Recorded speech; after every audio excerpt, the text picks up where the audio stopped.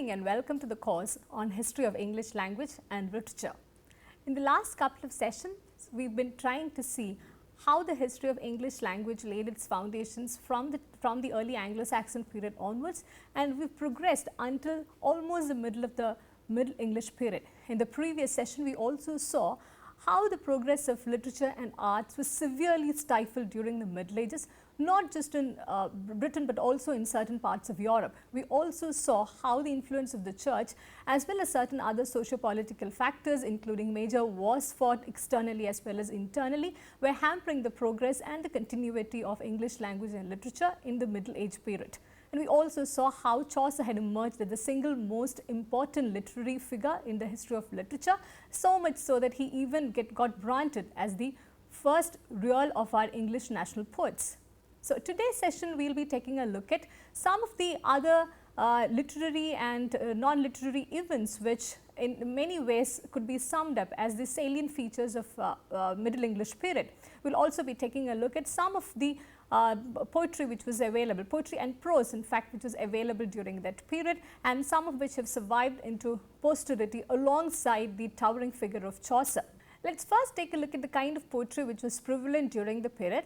As obviously it sounds, most of the poetry was quite imitative in nature, and most of them were nicknamed Chaucerians because they were imitating Chaucer in many different ways. The kind of poetry, the nature of poetry, the subject matter, the style, they imitated Chaucer because he was the most towering figure, as well as it was supposed as the most obvious and the most appropriate thing to do.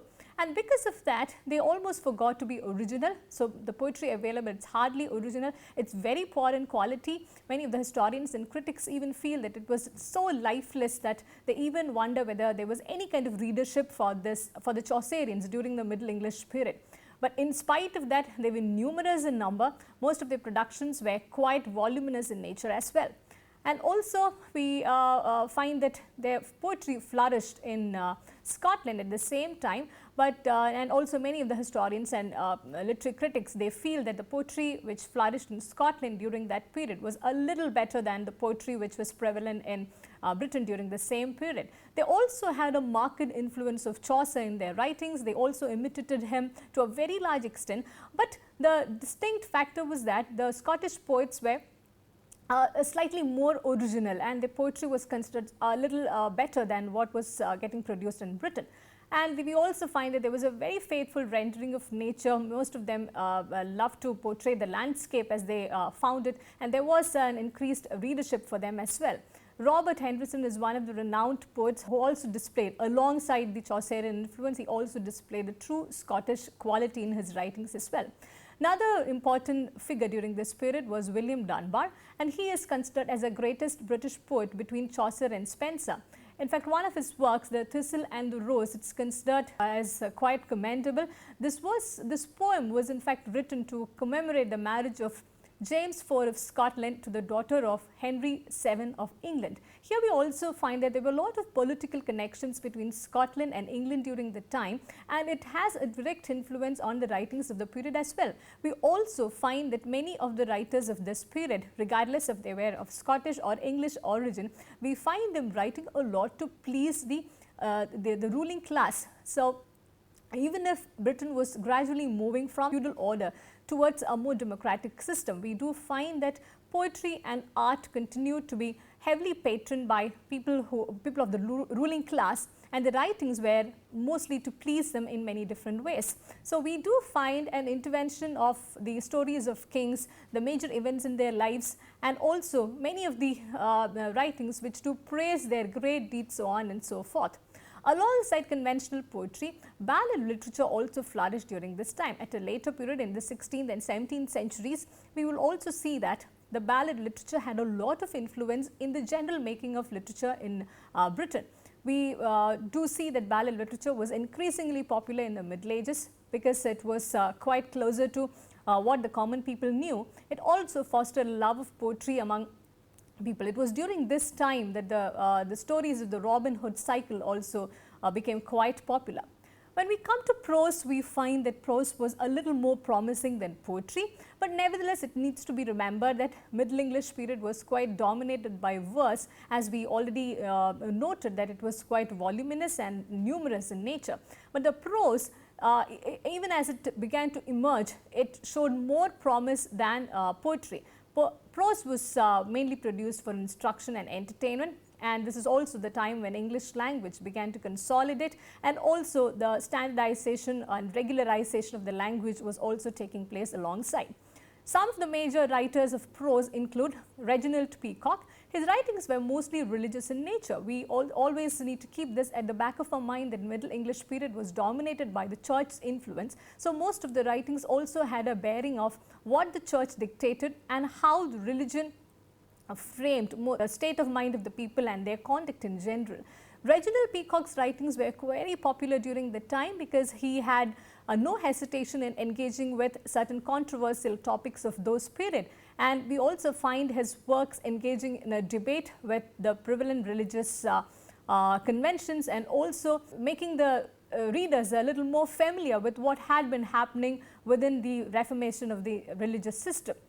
There was Sir John Fortesque, whose political treatise on the difference between an absolute and a limited monarchy, it's also considered as a masterpiece work of the period. We need to remember that none of these prose writings exhibited a fine sense of language or literature, but they were quite useful in laying the foundations of the early English period. And this political treatise also gives us an insight into the fact that though there was a lot of stifling in terms of political freedom, in terms of free expression, free criticism, etc., there were also these works, sporadic works, which flourished, which also allowed a certain kind of engagement with political debates, religious debates, etc. And William Caxton, who is also credited as the one who brought the printing press to England, he had a series of miscellaneous writings, none of which are worthy enough to be pondered upon, but nevertheless they were popular during those times. And John Wycliffe's translations of the Bible, he produced true translations of the Bible.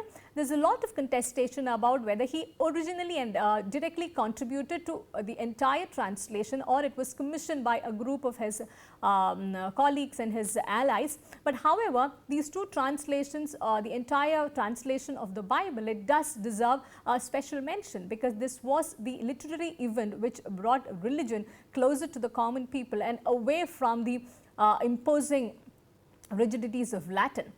Sir Thomas More's Utopia and Plato's translation of the Republic in 1551, Roger Ascham's treatise on the school of shooting, these were produced almost at the fag end of Middle English literature, and also some after the beginning of the 16th century. However, we do find that all of these works together contribute to our understanding of the Middle English literature when we look at it from the contemporary point of view.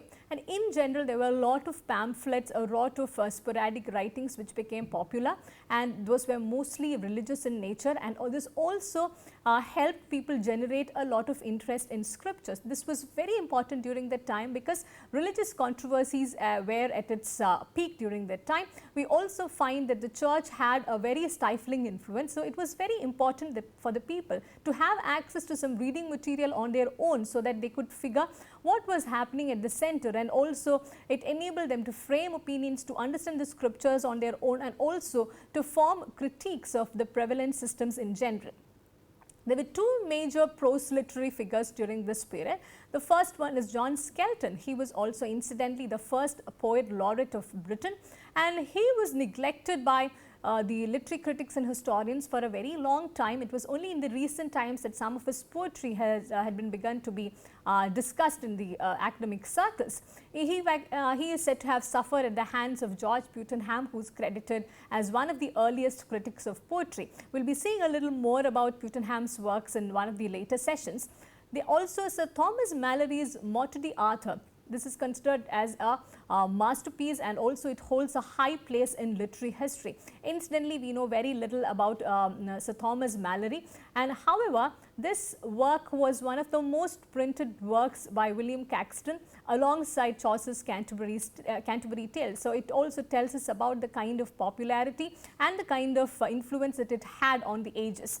And Morte d'Arthur is nothing but a series of legends about King Arthur and his knights, and also it looks back at the Old English period with a sense of sentimental regret. So, people had a lot of regard for reading Morte d'Arthur because it brought alive for them a distant past, which they also understood that was instrumental in laying the foundations of their culture, their identity, and their formation as a nation.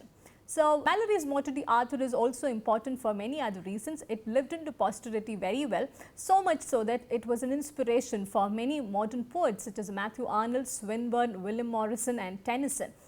But Malory's Morte d'Arthur was not a flawless work. It did have a lot of faulty sentences when we look at it from a later point of view, and there was very little attention paid to grammar. But in spite of these many blemishes, Morte d'Arthur continues to hold its place in the literary history. It is wonderfully racy and picturesque, so much so that many of the contemporary readers also find it quite interesting. At least some of you must have now realized that there is a conspicuous absence of the women's voices in the entire series of history that we had been narrating so far. In fact, the women's presence entirely was negated by most of the historians until recently. It's only in a handful of works that we find a few women writers getting mentioned. In fact, the Routledge History of English Literature in English, published in 2001, it gives a very short section on the women's voices of the Middle English period. The literary history there talks about one Marie de France who lived in the late 12th century, and also her work, pronounced Lais and pronounced as Lay, it had a growing readership even before Caxton, even before the prevalence of printing press. In fact, it was considered as a series of directions for women how to live well, and also a set of religious instructions on how to live a good decent life. So, Marie de France was considered quite popular. Her translations were prevalent through manuscripts and other by word of mouth, in fact. And there is a mention of Hrotswitha, who is considered as the first woman writer in entire Europe. And there was also another French writer, Christine de Pizan. She was in fact the first woman to be credited as a full-time professional writer. That was a rare distinction during that time.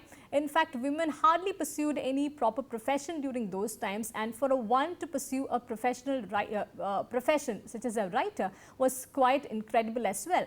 And she was incidentally one of the first women to question the authority of men's writing. In her book of The City of Ladies, we find her heavily critiquing one of the misogynist texts which was quite common during that time.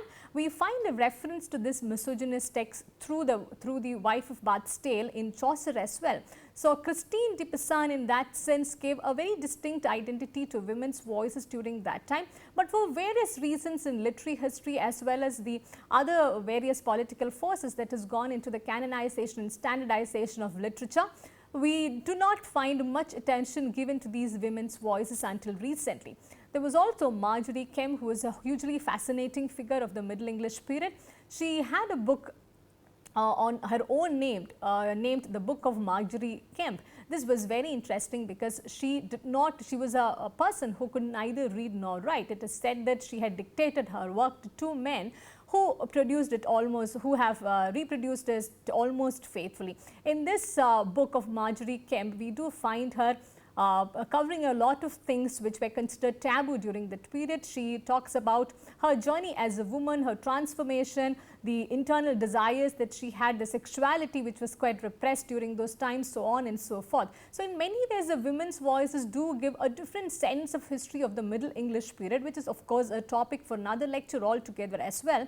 Since this is slightly outside the scope of our own course, we will not be delving too much into this, but for those of you who are interested in pursuing this, may find it fascinating that an entry into the women's voices gives a very different tilt to the literature of the period and also to the ways in which history has been written in general.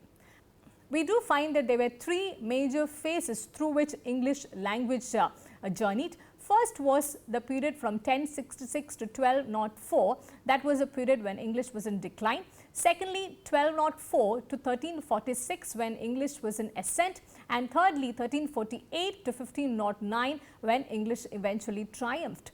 Generally, the survival of English language, in spite of these various hurdles and difficulties, it is seen as something close to a miracle, and we will shortly see why and how.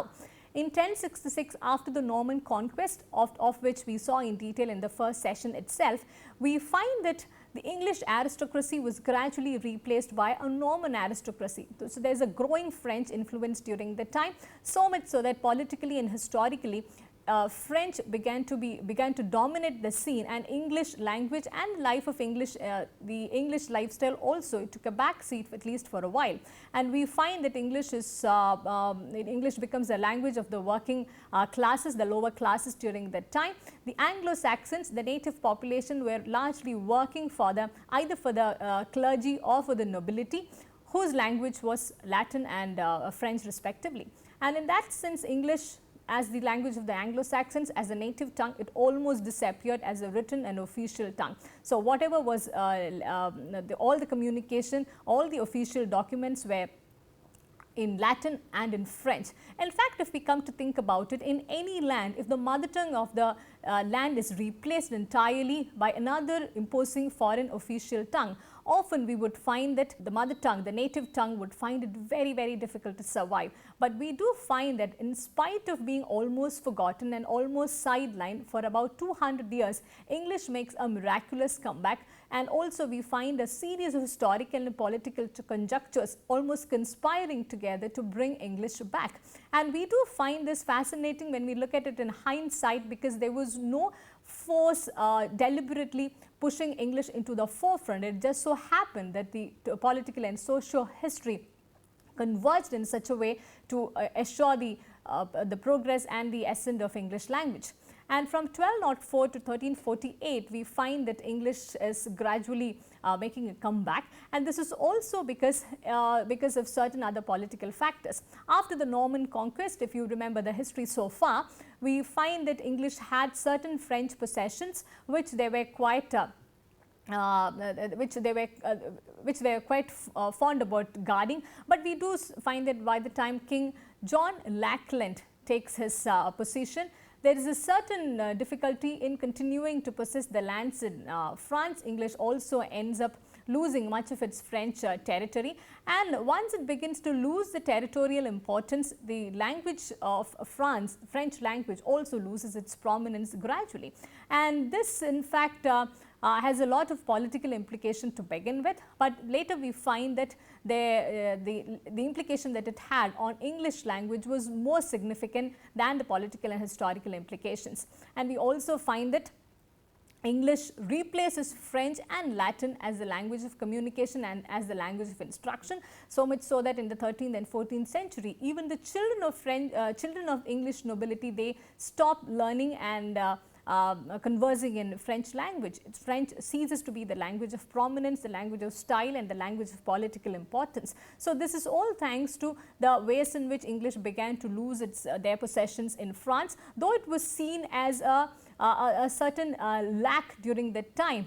Gradually, it proves to be quite useful in the progress of English language. In fact, incidentally, John Lackland was nicknamed thus because he lacked the possession of most of the land in the continent, and as well as because he being the fourth son, he also had very little inheritance to claim. So, the people generally nicknamed him John Lackland, and the name in fact continued into the posterity as well. It is in 1348 onwards that we find English becomes quite triumphant, and the reasons for those which sound all the more quite ironical, because those two events were supposedly quite tragic and quite complex in English literary history. The first event was Black Death, which claimed almost one-third of the population being wiped out. There was a severe labor shortage, and this labor shortage in fact led to the increase of demand of laborers, and also the prestige of the language that they used began to gradually develop. So, we find that alongside the losing of possessions in the French territory, and with this this build-up of the prestige of the working class, English makes a dramatic comeback to the native speakers. And 100 Years' War also had a very significant influence. In fact, until this point of time, there was a lot of liaising with the French in terms of trade, in terms of in terms of interactions, and mostly in terms of the conquest and war. With the 100 Years' War coming to an end, English also on the one hand, English loses out in terms of its resources, but on the other hand, it begins to consolidate itself as a single land, free from all kinds of external foreign influences. And also, once England had lost most of its holdings and almost all of its holdings in France, there was no longer an important reason for any of the English nobility to learn French, and English completely replaces French and Latin as a spoken language, as a language of communication, as a language of jurisdiction, and the language of literature most importantly. So, in that sense, its English went through a miraculous journey of survival from the Old English period till the end of the Middle English period. And so, that by the time the Middle English period ends, English is already consolidified into a proper standard language. Various other factors also had played a significant role in this journey. Having spoken about the trajectory of English language over the periods, it would be interesting to take a look at how the language had evolved with varied influences from different sources. If we try to understand English language linguistically, in fact, we do have the Germanic language at the core of English language, and also the French influences outside, in the sense that the structure remained Germanic for a very long time, but that did not really stop the French and even Latin influences in shaping the structure as well as the vocabulary of English language. Now, we shall not be going into the linguistic details of the same. However, it would be interesting to take a look at how certain synonymical words that we do have in English language, even in the contemporary, has different kinds of origins. In fact, if we take a look at the Old English term ask, in French, the term question had emerged from French, and the term interrogate in Latin. In the same way, the Old English term was kingly, to which we had the French term royal and the Latin term regal. The Anglo-Saxon word holy also had the French term sacred, excuse me,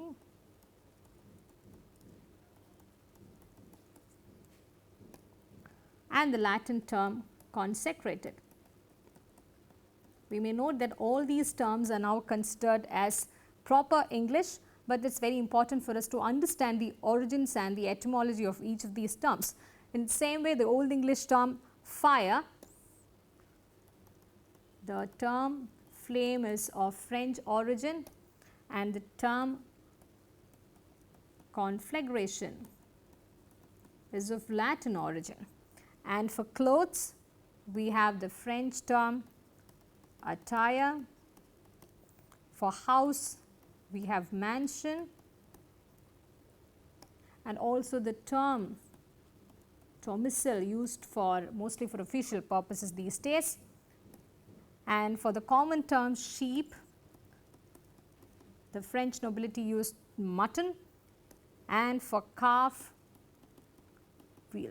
So, now we do know that all of these terms put together forms a vocabulary, the vast vocabulary of English language. And if we try to take a look at how various influences came into shaping English, we will also understand that English was a language which was a lot into the give and take policy. So, we do find terms such as loan words,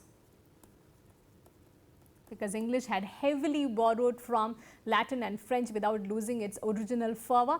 We will be looking at this in a little detail in another lecture, when we will be looking at the evolution and the progress of English language from the Old English period through the Middle English period. Having said that, it's time for us to sum up some of the salient features of the age as we have seen in the last couple of lectures. First of all, in the Middle English period, we see English language attaining maturity and popularity. It also emerges not just a perfect medium for jurisdiction, for communication, also as a perfect medium for literature and similar kinds of arts. And we find the dominance of anonymous authorship during that period. There could be various historical reasons for the same, but many of the historians also feel that it was not considered quite fashionable to give the name of the author alongside the writings during that period, because a sense of private ownership had not yet come into being in a strong way. Because of this, even some of the popular prominent writings such as the Owl and the Nightingale, though the text has been preserved into the posterity, we do not know about its authorship. It's only given as anonymous. So we also find that it's only towards the later period of towards the later periods that a sense of individualism begins to emerge. And this was also, Middle English literature is also dominated by the existence of manuscript. This is a time which is prior to the existence of printing press in London, and we also find that the reproduction of books by hand had certain major drawbacks, because the scribes used to reproduce the manuscript and they used to work together communally. At the same time, there was a good chance of the text getting altered, or certain words or certain even ideas getting altered or being forgotten or left out. So such problems were also inherent when the texts were being reclaimed at a later point after the arrival of the printing press. And for the same reason, we find that there was an increased dominance of verse as against prose, because it was easy to memorize. The oral quality of literature was quite important for practical purposes as well. And even after the printing press was set up by William Caxton, we find that though books were available, they were also quite expensive. So it was, the common people still could not afford to buy books on their own. Books were considered as a very prestigious property. So the common people largely relied on manuscripts and oral transmission of writings. This also accounts to the limitations for us to access the works which were produced during that period.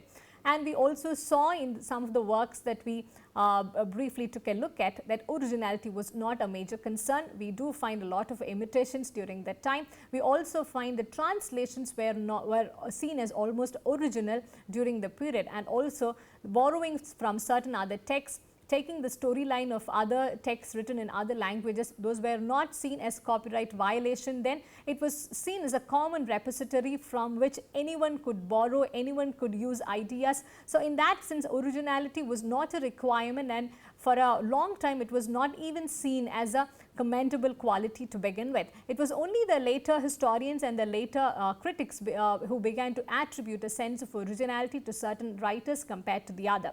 And we also noted that religion was an important salient feature which defined and shaped many of the things happening, including the shaping of literature.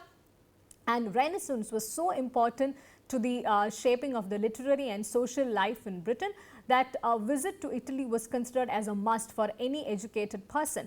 His education and his capability to produce art was not considered complete until he had visited one of the centers of Renaissance in Italy. And we also find the different kinds of literature and different styles emerging, amounting to romance, chivalry, heroism, social satire, etc. Though all of these were in a germinating stage at that time, we find that this age had prepared English people as well as English literature for greater things to come in the following centuries. And also taking a look at the iconic events which frame the Middle English period, the two translations of the Bible by John Wycliffe, they continue to hold a very important place for various socio-political and religious reasons. They also shaped the ways in which religion began to influence Britain in a very different way, and not in a stifling and a regressive manner. And also William Langland's Pius the Plowman, Geoffrey Chaucer's Canterbury Tales, their influence and the reach of their work we did notice in the previous sessions, and the invention of printing press and its installation in Westminster by William Caxton in 1476. This event continues to be mentioned for a while because it was quite important in revolutionizing the ways in which intellectuality was being dealt and negotiated with in the land of Britain. It also changed the ways in which texts were becoming available. It also changed the ways in which texts could be preserved, and more importantly, it inaugurated an awakening, an intellectual awakening in the land of Britain, which spread to the rest of the world as well. And this is also the time when England consolidates itself as a nation. There is an increased sense of nationness. Almost all of the internal and external struggles also come to an end towards the end of the Middle English period. The 100 Years' War do come to an end, putting an end to the foreign influence in Britain. The Wars of the Roses come to an end, consolidating and forging a new dynasty known as the Tudor dynasty, and also English literature and language also consolidate, helping to articulate the nation, its concerns and many of its wishes for the forthcoming period. So, in many ways, though at the outset the Middle Ages and the Middle English period might look a little repressing to begin with, as Hutton had put it. It might look as if there is very little to inspire and much to repress, but on hindsight we do find that the age was going through a turbulent times in order to prepare England for a better future, and also to provide a better soil, fertile soil for the production of better literature. And what culminates all of these events is the discovery of new worlds and the beginning of colonization by the end of the Middle Ages. In fact, as soon as the beginning of the next period begins, the Elizabethan age begins, we note that England benefits a lot from the discovery of new worlds, the new voyages that it undertakes, and politically also and economically as well, it benefits a lot from the new phase which begins then. So, we wind up with these thoughts about Britain, and also let's prepare ourselves to engage with Britain in the new phase in the next lecture. Thank you for listening, and this is all we have for this session.